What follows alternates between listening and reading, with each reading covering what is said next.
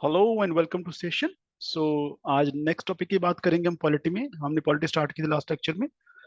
आज हम बात करने वाले नंबर वन प्रियम्बल की, और दूसरा जो इंडिया की स्टेट्स और यूनियन टेरिटरीज है उनके बारे में थोड़ी सी बात करेंगे कि वो कैसे बनाई जाती हैं, उनके नाम कैसे चेंज होते हैं, उनके लिए कॉन्स्टिट्यूशन में क्या प्रोविजन है, राइट। और ये जो हम बात करें बेसिकली पीपीएससी के लिए इट इज इम्पोर्टेंट, बाकी एग्जाम के लिए इतना इम्पोर्टेंट नहीं होता है।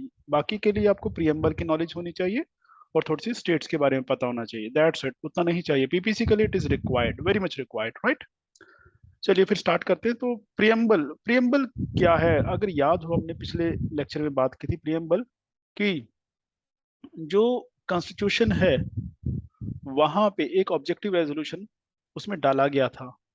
और है क्या ये? दिस इज बेसिकली, हम इसको कहते हैं अपेंडिक्स कहा जाता है इसको। It is introduction to the constitution, you can say. और इसमें समरी कह लीजिए कॉन्स्टिट्यूशन की है। आया कहाँ से है? दैट यू नो कि जो ऑब्जेक्टिव रेजोल्यूशन था पंडित जवाहरलाल नेहरू ने जो लिया था, इंट्रोड्यूस किया था, कब? 13 दिसंबर 1946, याद कर लीजिए। यही था कि 9 दिसंबर को फर्स्ट मीटिंग हुई और 13 दिसंबर को जवाहरलाल नेहरू ने ऑब्जेक्टिव रेजोल्यूशन इंट्रोड्यूस किया था उस असेंबली में। और हमने डिस्कस किया था ऑब्जेक्टिव रेजोल्यूशन का मतलब क्या, कि what will be the objective of the constitution which they were going to draft.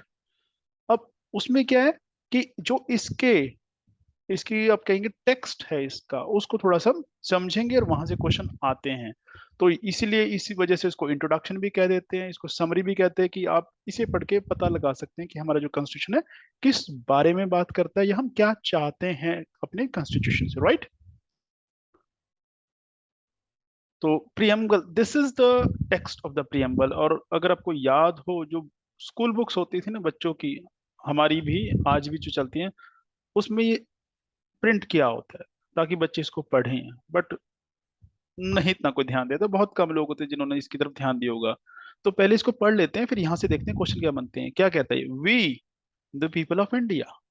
तो कौन कह रहा है? बेसिकली ये हमारे बारे में बात कर रहा है। ये कॉन्स्टिट्यूशन नहीं कह रहा, ये लोग ही कह रहे हैं इंडिया की, कि we the people of India having solemnly resolved to constitute India into a sovereign socialist secular democratic republic।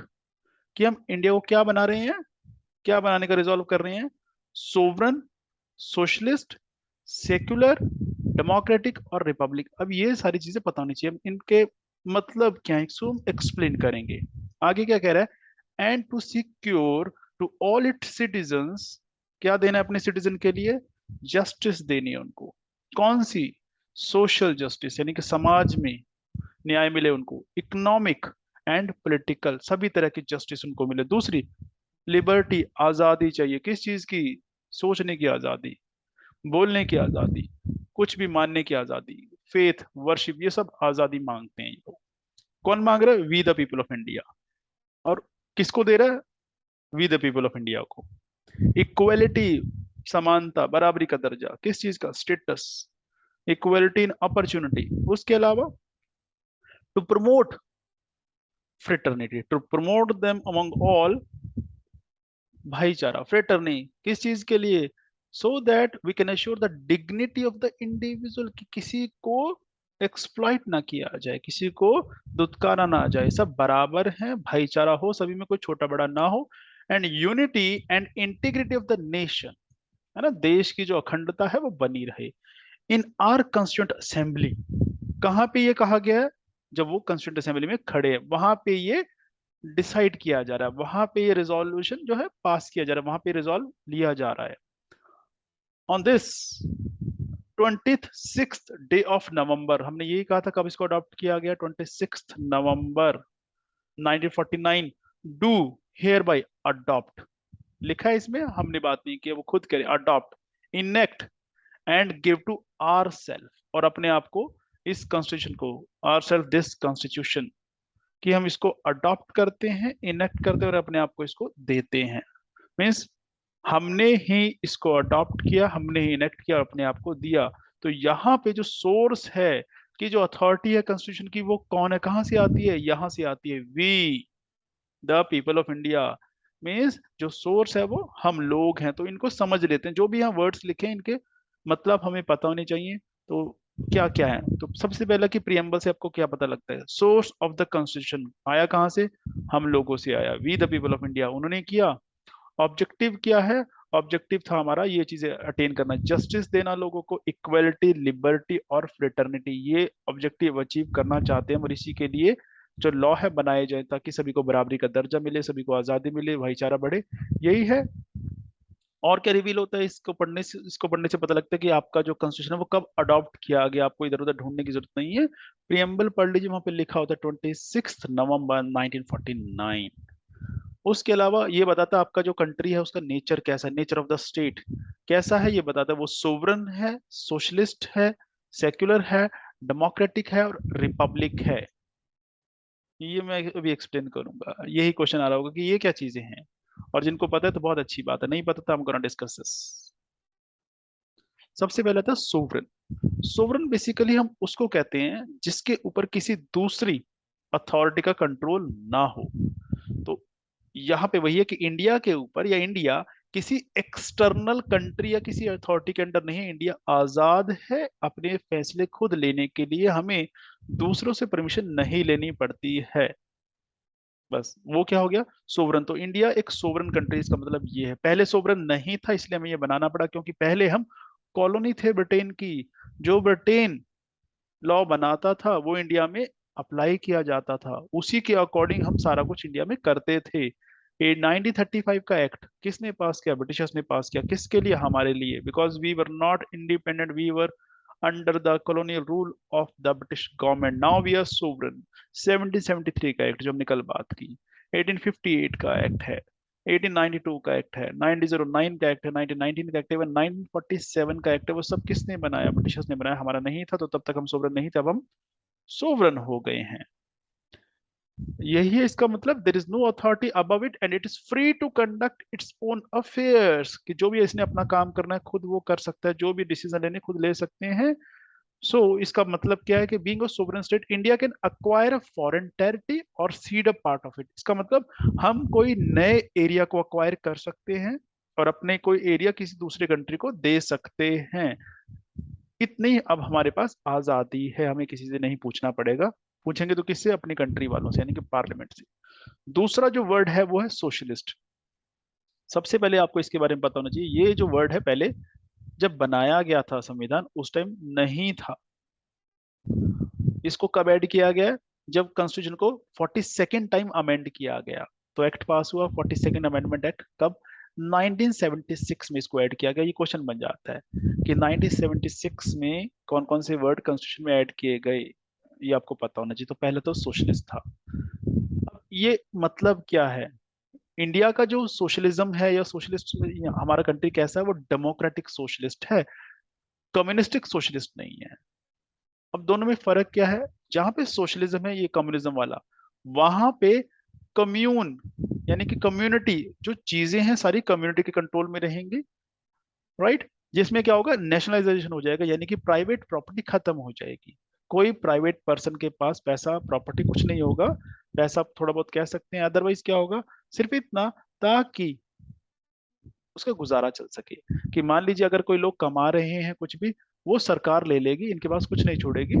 सरकार सारा अक्वायर करके जो पैसा कमा रहे हैं उनसे ले लिया, जो नहीं कमा रहे हैं उनको देगी। किस लिए? क्योंकि ड्यूटी वहां पे सरकार की है, तो सभी को पेट भरने के लिए खाना मिलेगा, कोई भूखा नहीं रहेगा। ये सोशलिज्म है। अमेरिका में है वो बिल्कुल कैपिटलिज्म, वहां पे ऐसा कुछ नहीं है। चाइना में कम्युनिज्म है, रशिया में भी था सोशलिज्म, बाद में नहीं रहा। अब हमारे यहाँ पे क्या है? हमारे यहाँ पे डेमोक्रेटिक सोशलिज्म है। हमारे यहाँ पे मिक्स्ड सोशलिज्म उसको आज कहा जाता है, डेमोक्रेटिक को बेसिकली।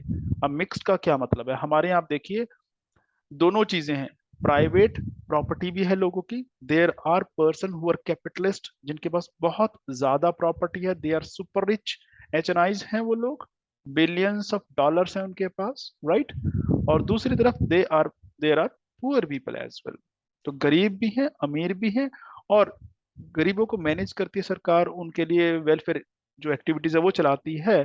और उसी वजह से बहुत सारी चीजें सरकार अपने कंट्रोल में भी रखती है, जो कि अब कम कर दी गई है। पहले जैसे रेलवे था, वो टोटल गवर्नमेंट के कंट्रोल में था, डिफेंस गवर्नमेंट के कंट्रोल में था, बहुत सारी इंडस्ट्री गवर्नमेंट के कंट्रोल में थी। तो वो क्या है, वो एक एग्जाम्पल है सोशलिज्म का।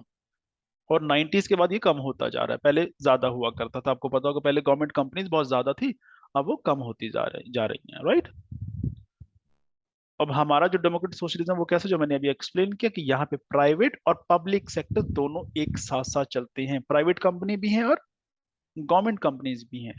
कम्युनिज्म में क्या होगा, सिर्फ गवर्नमेंट कंपनी रहेगी, जो कंपनी है वो भी सरकार की ही होगी, और कैपिटलिज्म में सिर्फ प्राइवेट कंपनीज होंगी। हमारे में दोनों ही हैं।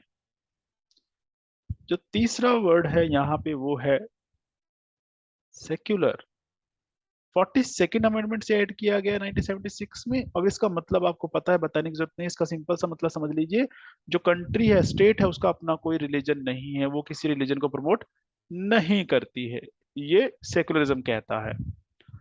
इसकी वजह से क्या हुआ, जो हर कोई सिटीजन इंडिया का वो आजाद है अपना खुद का रिलीजन फॉलो करने के लिए। और इसी वजह से इंडिया में अब देखिए बहुत सारे रिलीजन आपको मिलेंगे, बहुत सारे डेरे हैं, बाबे हैं, वो सारी चीजें क्यों हैं, बिकॉज कॉन्स्टिट्यूशन आपको आजादी देता है, संविधान के अंदर प्रोविजन दी गई है, जो फंडामेंटल राइट है उसमें है कि you are free to practise, propagate, profess any faith और religion of your own choice. Democratic, democratic simple सा मतलब है, डेमो का मतलब और क्रेटोज, ये दो वर्ड है जहां से बना है। क्रेटोज का मतलब होता है जो है अथॉरिटी, और डेमो का मतलब होता है पब्लिक। यानी कि डेमोक्रेटिक कंट्री वो है जहां पे जो ताकत है, जो अथॉरिटी है, वो आम पब्लिक के पास हो। अब आप कहेंगे कि यहाँ पे कहाँ पे है, यहाँ पे अगर देखा जाए अथॉरिटी पब्लिक के पास है, कि अथॉरिटी किसके पास है, पार्लियामेंट के पास। आप कहते हो वही सारे कानून बनाती है, पर पार्लियामेंट में कौन बैठा है, एमपीज बैठे हैं, जिसमें से एक होता है प्राइम मिनिस्टर, वहीं से प्राइम मिनिस्टर निकलता है, राइट। तो पावर प्राइम मिनिस्टर के पास है या काउंसिल ऑफ मिनिस्टर के पास है, इनके पास है, ये कौन भेजता है, अल्टीमेटली जो इंडिया की पॉपुलेशन है, सारी स्टेट्स हैं, वहीं से चुन चुन के ये लोग आते हैं। तो अगर ये लोग नहीं चुनेंगे तो ये नहीं आएंगे, तो जिसको ये लोग चुनेंगे वही लोग यहाँ पे बैठेंगे। तो अथॉरिटी किसके पास है अल्टीमेटली, वो है आम जनता के पास, जो वोट डालते हैं वोटर के पास है ना। तो अल्टीमेट अथॉरिटी जहां पे पब्लिक के पास हो वो हो जाएगा डेमोक्रेटिक, डेमोक्रेटोस। So authority is with the people. फिर आता है रिपब्लिक। रिपब्लिक का सिंपल सा मतलब है, जो हेड है उस कंट्री का, हेड ऑफ द स्टेट, वो इलेक्टेड होगा, चाहे डायरेक्ट इलेक्ट किया जाए या इनडायरेक्ट, वो हेरिडिटरी नहीं होगा। इसका मतलब क्या है, जैसे इंग्लैंड है, वहां पे मोनार्की थी। मोनार्की में क्या होता है कि एक राजा है, फिर उसकी जो फैमिली है वही जो है किंग रहेंगे, वहां पे किंग क्वीन जो भी है उसी फैमिली के लोग रहेंगे, बाहर से कोई इंडिविजुअल आके वहां पे राजा नहीं बनेगा। यही हो रहा है इंग्लैंड में। इंडिया में भी पहले ऐसे हुआ करता था जब राजा हुआ करते थे, बट आज की डेट में क्या है, वहां पे आज की डेट में यही है कि जो इंडिया का प्रेसिडेंट है या प्राइम मिनिस्टर है, जब हम बात करते हैं हेड ऑफ द स्टेट तो हम हमेशा बात करेंगे, याद रखिएगा, प्रेसिडेंट ऑफ इंडिया की। तो जो प्रेसिडेंट है आपका, वो हर 5 साल बाद बदल जाता है, नहीं बदलेगा तो इलेक्शन होगा तो उसको दोबारा इलेक्ट किया जाता है, पर इलेक्शन होगा ही होगा। सेम पर्सन नहीं रहता है, सेम फैमिली से नहीं है, हेरिडिटरी नहीं है कि एक बार जो प्रेसिडेंट बन गया उसके बाद उसका बेटा प्रेसिडेंट बनेगा, ऐसा नहीं है। तो इसी को कहते हैं रिपब्लिक की, जहां पे जो हेड ऑफ द कंट्री है वो इलेक्ट किया जाए, चाहे डायरेक्टली या इनडायरेक्टली। तो ये क्या है, वही हम बात करें कि मोनार्की से अलग है, जहां पे जो हेड है वो हेरिडिटरी होता है। फिर एक सवाल आता है कि is it a part of the constitution. ये हम क्यों बात करें, क्योंकि ऐसे क्वेश्चन आए हुए हैं कि जो प्रियम्बल है, जो आर्टिकल है उससे अलग चीज है, जो पार्ट है उसमें तो हमने बात ही नहीं की, कहीं प्रियम्बल की शेड्यूल में बात नहीं की प्रियम्बल के। प्रियम्बल तो एक अलग से जैसे होता है ना, नेक्स्ट लगा दिए, कुछ ऐसा है।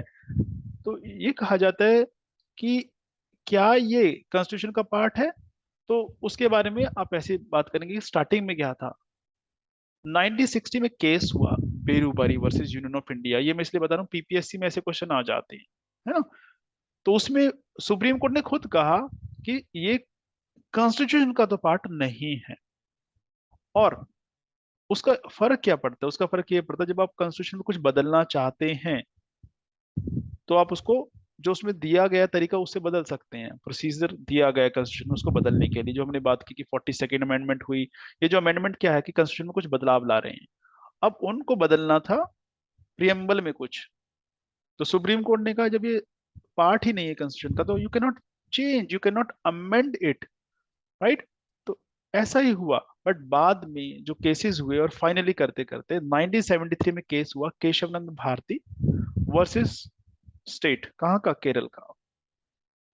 इसमें जो पुराना डिसीजन था सुप्रीम कोर्ट ने इसको ओवररूल कर दिया कि वो रू जो डिसीजन है वो सही नहीं है। सही क्या है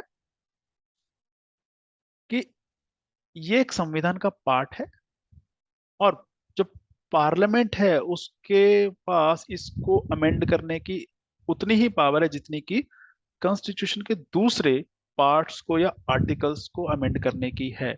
बस उसने एक शर्त रख दी कि जब इसको अमेंड करेंगे वो, या कॉन्स्टिट्यूशन के किसी भी पार्ट को अमेंड करें, तो वो जो बेसिक सा स्ट्रक्चर हमने बनाया हुआ है ना कॉन्स्टिट्यूशन में, जो प्रियम्बल बताता है कि हमारा democratic Republic socialist secular country होगा, वो वॉयलेट नहीं होना चाहिए।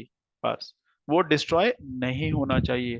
अगर आपने जैसे डेमोक्रेटिक सेटअप है हमारा, आपने ऐसा लॉ बनाने की कोशिश की, कॉन्स्टिट्यूशन में ऐसी चेंजेस करने की कोशिश की कि आप डेमोक्रेसी को खत्म कर दें, ऐसा कुछ करने की कोशिश की कि सेकुलरिज्म को खत्म कर दें, ऐसा कुछ करने की कोशिश करें कि आप यहाँ पे रिपब्लिक जो है उसको खत्म करने की कोशिश करें, मोनार्की लाने की कोशिश करें, तो वो सारा क्या हो जाएगा, वो नल एंड वॉइड हो जाएगा। और नल एंड वॉइड, और उसको अमेंडमेंट नहीं माना जाएगा। कॉन्स्टिट्यूशन के अंदर जो भी चेंजेस उनको खारिज कर दिया जाएगा। और ये ड्यूटी किसकी देखना, ये सुप्रीम कोर्ट की ड्यूटी है। सुप्रीम कोर्ट उसको रिजेक्ट कर देगा, सेट असाइड कर देगा उसको, राइट। तो ये ध्यान रखिएगा कि preamble is a part of the constitution, और ये डिसाइड किया था सुप्रीम कोर्ट ने in 1973 in the case of Kesavananda Bharati versus state of Kerala. और वहां पे उसने कंडीशन के साथ किया कि आप प्रियम्बल को दूसरे पार्ट की तरह क्या कर सकते हैं, अमेंड कर सकते हैं, बट बेसिक स्ट्रक्चर जो आपका वो डिस्ट्रॉय नहीं होना चाहिए,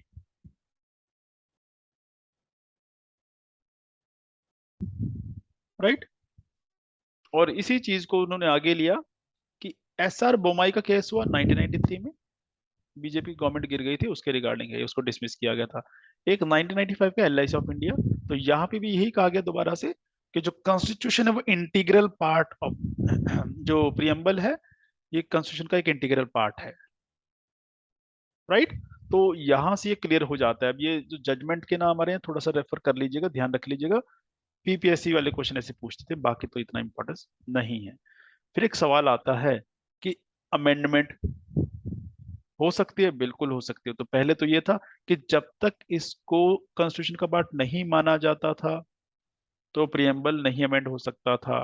बट जब इसको मान लिया गया कि यस, क्या किया जा सकता है, ये पार्ट है, तो इसको अमेंड भी किया जा सकता है, जैसे कि दूसरे पार्ट को वैलिड, जैसे दूसरे पार्ट को अमेंड किया जाता है। कंडीशन क्या है कि जो बेसिक स्ट्रक्चर है वो डिस्ट्रॉय ना हो, तो आप इसको अमेंड कर सकते हैं। तो यहां से दो क्वेश्चन बन गए। पहला कि प्रियम्बल कॉन्स्टिट्यूशन का पार्ट है या नहीं, तो वो आप बताएंगे। पहले सुप्रीम कोर्ट ने मना किया था, बाद में Kesavananda Bharati versus state of Kerala में उसको अलाउ कर दिया कि yes it is a part of the constitution only. दूसरा क्वेश्चन बनता है कि क्या आप प्रियम्बल को अमेंड कर सकते हैं, बिल्कुल कर सकते हैं, क्योंकि अब ये पार्ट है सुप्रीम कोर्ट के अकॉर्डिंग कॉन्स्टिट्यूशन का। तो जैसे कॉन्स्टिट्यूशन को अमेंड किया जा सकता है वैसे ही प्रियम्बल को अमेंड किया जा सकता है। प्रियम्बल अमेंड किया गया है, एक बार अमेंड किया गया था 1976 में, जहां पे मैंने आपको बताया सोशलिस्ट सेक्युलर रिपब्लिक जो है, सॉरी इंटीग्रिटी, ये वर्ड जो उसमें डाले गए हैं, राइट। तो यहाँ लिखा भी हुआ है 1976 में 42nd अमेंडमेंट जो हुई थी, और तीन वर्ड डाले गए, सोशलिस्ट सेक्युलर एंड इंटीग्रिटी। ये क्वेश्चन है, इनको ध्यान रखिए कैसे क्वेश्चन आते हैं कि कब अमेंड किया गया preamble. This was in the year 1976, जिसको कहते हैं 42nd अमेंडमेंट, और कौन से वर्ड उसमें इनकॉर्पोरेट किए गए, socialist secular and integrity, right. चलिए उसके बाद अब बात करते हैं जो हमारी स्टेट्स हैं वो कैसे बनती हैं, कॉन्स्टिट्यूशन उसके बारे में क्या कहता है। देखिए 4 आर्टिकल हैं जो उससे डील करते हैं। पार्ट 1 स्टेट एंड ड्यूटीज थोड़ा सा याद होगा, तो उसमें 4 जो आर्टिकल, पहले 4 1 to 4, वो उसके बारे में डिस्कस करते हैं और बताते हैं कि कैसे होगा कि इंडिया में कोई नई स्टेट है वो कैसे ऐड होगी, नए नाम डालने, किसी का बदलना है नाम, वो कैसे होगा, और इंडिया जो टेरिटरी उसका नाम क्या है, हम इंडिया को भारत क्यों कहते हैं। तो जो पहला आर्टिकल है, जैसे सेक्शन होते हैं ना दूसरे लॉ में, यहाँ पे आर्टिकल होता है, तो वो आर्टिकल इंडिया का नाम बताता है और बताता है इंडिया की जो जगह है, टेरिटरी, वो कौन कौन सी है, किसको हम इंडिया कहेंगे। तो ये कहता है, सबसे पहले स्टेटमेंट पढ़ लीजिए, India that is Bharat shall be a union of state. अब यहाँ से दो चीजें आपको पता करिए, इंडिया के दो नाम कॉन्स्टिट्यूशन में लिखे, तो क्वेश्चन बन गया कि कॉन्स्टिट्यूशन में इंडिया के कितने नाम हैं। इंडिया के दो नाम है, इंडिया और भारत, राइट। हिंदुस्तान कॉन्स्टिट्यूशन में नहीं है। क्या कह रहा है, इट शेल, शेल मतलब मैंडेटरी है, हो गई होगा, shall be union of state, इसका मतलब जो इंडिया कैसे बना है, जितने स्टेट्स हैं उनको मिला के इंडिया बना है, तो इसका मतलब क्या हो जाएगा, आप इसको क्या नहीं कर सकते, आप इसको डिस्ट्रॉय नहीं कर सकते, कुछ ऐसा इसमें कहा गया है ना। यूनियन थी, यूनियन है, और यूनियन ही रहेगा इंडिया, यूनियन किसकी, स्टेट्स की, तो इसका मतलब कोई स्टेट्स को निकल छोड़ के नहीं जा सकती। दूसरा क्या, कि जो स्टेट और टेरिटरीज हैं वो कौन सी होंगी, जो इसके फर्स्ट शेड्यूल में दी गई होंगी। फर्स्ट शेड्यूल जो हमने 12 शेड्यूल पढ़े थे, उसमें से पहला शेड्यूल जो है, उसमें एक लिस्ट लगी होती है, उसमें सारी स्टेट्स के नाम और यूनियन टेरिटरीज के नाम दिए गए होते हैं। तीसरा ये कहता है, और इंडिया की जो टेरिटरी है, जो जगह इंडिया की, किसको इंडिया कहेंगे, पहला वो जो हमारी सारी स्टेट्स हैं वो इंडिया का पार्ट होंगी। दूसरा वो जो जो आपकी यूनियन टेरिटरीज हैं, कहाँ पे मेंशन है, जो फर्स्ट शेड्यूल में जो भी मैं बता रहा हूँ आपको। तीसरा उसने एक चीज और डाल दी कि अगर कोई ऐसी जगह, ऐसी टेरिटरी जो हम अक्वायर कर लें, तो वो भी इंडिया का पार्ट मानी जाएगी। मान लीजिए इंडिया कोई फॉरेन आइलैंड है, कोई टेरिटरी इंडिया को उसको अक्वायर कर लेता है, दूसरा कंट्री हम उसको दे देता है, या हम अक्वायर कर लें, तो वो भी ऑटोमेटिकली इंडिया का पार्ट माना जाएगा एज पर दिस आर्टिकल। जो दूसरा आर्टिकल है वो कहता है कि आपको नई स्टेट बनानी है, या किसी एक नई स्टेट को एडमिट करना है, मतलब बाहर की टेरिटरी है, इंडिया का पार्ट वो नहीं है, तो उसके लिए हमारा कॉन्स्टिट्यूशन कहता है कि जो पार्लियामेंट है उसको ये पावर है, वो क्या कर सकता है, बाय लॉ एक कानून बना के वो किसी भी स्टेट को एडमिट कर सकता है अपने यूनियन में, या एक नई स्टेट बना सकता है, किस कंडीशन में, जैसा वो ठीक समझे। तो इसका मतलब अगर कोई टेरिटरी चाहती है इंडिया का पार्ट बनना, तो क्या कर सकती है, हमारी पार्लियामेंट एक कानून पास कर सकती है, और उस कानून के तहत उस टेरिटरी को इंडिया का एक हिस्सा बना सकती है और उसको एक नई स्टेट डिक्लेयर कर सकती है। और ऐसा किया गया, यस, जो सिक्किम था, सिक्किम इंडिया का पार्ट नहीं था, इसको 36th अमेंडमेंट से कॉन्स्टिट्यूशन में 1975 की बात है जब इसको ऐड किया गया है। पहले it was not a part of the country, है ना, ये याद रखिएगा, सवाल है ये बेसिकली। जो आर्टिकल 3 है, आर्टिकल 3 आसान है, बस थोड़ा ध्यान दीजिएगा। 2 और 3 में फर्क क्या है, 2 में बात कर रहे हैं बाहर से किसी स्टेट को एडमिट कर रहे हैं हम, है ना। यहाँ पे एक नई स्टेट बना रहे हैं या पुराने की बाउंड्री चेंज कर रहे हैं, कि इनमें जो हमारी स्टेट एग्जिस्ट कर रही है, मान लीजिए जैसे एक आपका था ये बिहार वाला एरिया था, इसमें से क्या किया गया, बिहार अलग रहने दिया, उसमें से एक नया झारखंड निकाल दिया गया। तो ये क्या था, ये इस आर्टिकल 3 में जो लिखा है ये उसके तहत किया गया है, कि एक नई स्टेट बना रहे हैं और पुरानी की आपको बाउंड्री फिर चेंज करनी पड़ी, इसकी बाउंड्री पहले यहाँ थी, आपको यहाँ लानी पड़ी। तो जब ऐसा कुछ करना पड़ेगा तो वो आर्टिकल 3 के तहत करेगा, और कैसे हो सकता है, तो यहाँ पे लिखा कौन करेगा, पार्लियामेंट करेगी, कैसे, कानून बना के, बाय लॉ। क्या क्या कर सकती है, it can form a new state, एक नई स्टेट को बना सकती है, कैसे, bye separation of territory, number 1, या जोड़ के दो स्टेट्स की टेरिटरी जोड़ के एक नई स्टेट्स बना सकती है, ठीक है। उसके अलावा उसका एरिया इंक्रीज कर सकती है किसी भी स्टेट का, उस किसी भी स्टेट का एरिया डिक्रीज कर सकती है लॉ बना के, या उसकी बाउंड्री को चेंज कर सकती है, alter the boundaries of any state, या उसका नाम बदल सकती है। तो ये सारी पावर किसके पास है, सवाल बन जाता है, ये सारी पावर है पार्लियामेंट के पास। तो ये सारा कुछ कौन कर सकता है, सिर्फ और सिर्फ पार्लियामेंट कर सकती है, ये चीज समझ लीजिएगा। और कुछ नहीं। दो में क्या है, कोई फॉरेन एरिया है उसको हमने एडमिट करना है, एडमिशन देनी है। यहाँ पे जो हमारी स्टेट्स हैं, हम उनके उनकी बाउंड्रीज को चेंज करना है, उनके नाम को चेंज करना है। जैसे आपने देखा होगा अक्सर पौंडीचेरी का नाम पुडुचेरी कर दिया गया, असम का असोम कर दिया गया, कैलकाटा का कोलकाता कर दिया। तो ये आर्टिकल 3 ही आपको पावर देता है। तेलंगाना बना है, कहाँ से पावर आती है, आर्टिकल 3 से पावर आती है। अब इसके लिए प्रोविजन कॉन्स्टिट्यूशन क्या कहता है कि आपको एक बनानी है स्टेट, तो कैसे होगा, सिंपल मेजोरिटी से, बाय अ सिंपल मेजोरिटी, और and by ordinary legislative process. इसका मतलब क्या है, आपको कोई स्पेशल प्रोसेस चलाने की जरूरत नहीं है। और जब एक बिल लाया जाएगा, रेजोल्यूशन पास होगा कि एक नई स्टेट बनाने के लिए, जब डिस्कशन होगी तो वहां जितने लोग बैठे होंगे उसमें से आधा उसका ले लीजिए और एक ऐड कर दीजिए उसमें, यानी कि मेजोरिटी कहते हैं इसको। कौन सी, सिंपल मेजोरिटी। अगर इतने लोग यस बोल दें तो वो रेजोल्यूशन पास हो जाएगा और वो नई स्टेट बन जाएगी, चाहे बाकी मना करते रहें। राइट। उसी से नई स्टेट बन जाएगी, उसी से बाउंड्री चेंज हो जाएगी, उसी से नाम चेंज होएगा, सभी के लिए यही है। तो मतलब आप मैप चेंज कर सकते हैं इंडिया का ऐसे सिंपल मेजोरिटी से। पर उसके लिए कंडीशन यही है, ये जो नेक्स्ट पैरा में लिखी है, यहाँ क्या लिखा है कि उसके लिए कोई भी बिल जो हमें पास करना है वो प्रेसिडेंट की रिकमेंडेशन पे करना है। कि प्रेसिडेंट अगर रिकमेंड नहीं करेगा तो बिल वो पेश नहीं होगा। और दूसरा, ऐसा जो बिल होगा जो प्रेसिडेंट रिकमेंड करेगा वो उसको कहाँ भेजेगा, जिस स्टेट का नाम बदलना है, जिसकी बाउंड्री को हमने कम करना है, चेंज करना है ना, या उसको डिवाइड करना है, तो उस स्टेट के पास जरूर भेजा कि उनकी ओपिनियन लेने के लिए। तो प्रेसिडेंट क्या करेगा, प्रेसिडेंट उस अफेक्टेड स्टेट को भेजेगा जिसका आपने बाउंड्री अल्टर करनी है, नाम अल्टर करना है या डिवाइड करना है। तो जो स्टेट है यहाँ पे कौन होता है, यहाँ की विधानसभा, जिसको आप कहते हैं लेजिस्लेटिव असेंबली, LA। तो ये रेजोल्यूशन पास करके उसको यस करे या नो करे, ये अपना ओपिनियन दे कि हम नहीं चाहते कि हमारी स्टेट की बाउंड्री चेंज हो, एक नया स्टेट बने, या ये कहते हो, ये कोई मायने नहीं रखता है। इनकी ना में इनकी हाँ है और इनकी हाँ में इनकी हाँ है। एक्चुअल में क्या है, जो इनका ओपिनियन है वो कहाँ जाएगा, प्रेसिडेंट के पास, और प्रेसिडेंट उसको देगा किसको, पार्लियामेंट के पास। पार्लियामेंट, क्योंकि बिल कौन पास करेगा, कानून कौन बनाएगा, पार्लियामेंट। अब पार्लियामेंट की मर्जी है इनकी ओपिनियन को कंसिडर करे ना करे। अगर पार्लियामेंट कहती है कि इन्होंने हाँ कहा है और हमें नहीं बनाना, तो नहीं बनेगा।